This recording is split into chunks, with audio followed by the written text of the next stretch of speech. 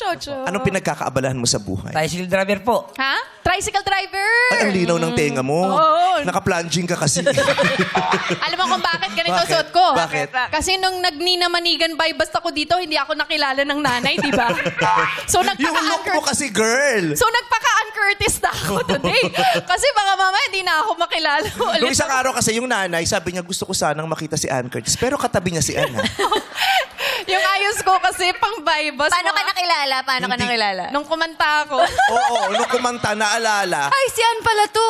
Boses lang kasi yung boses ni Ann, dalawa lang naman ng ganong tunog. Ano? Kasi the boses ni Ann, o tunog ng lumang pinto.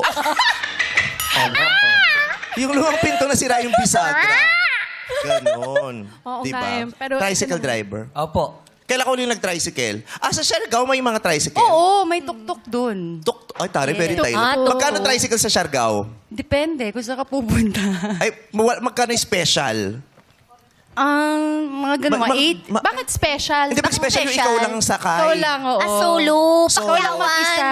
Oo, kasi pag, di ba yung iba, antayan? Hindi ko alam kung may ganun din Or sa mag, Siargao. pag may tatawag sa kalsada, sasakay din. Ganun. Oh. Or kaya usually, nagre-renta ka na lang ng sarili mong motor. Mm-mm. Pero Oo, importante motoran niya, magmomotor. motoran. Importante magdala ng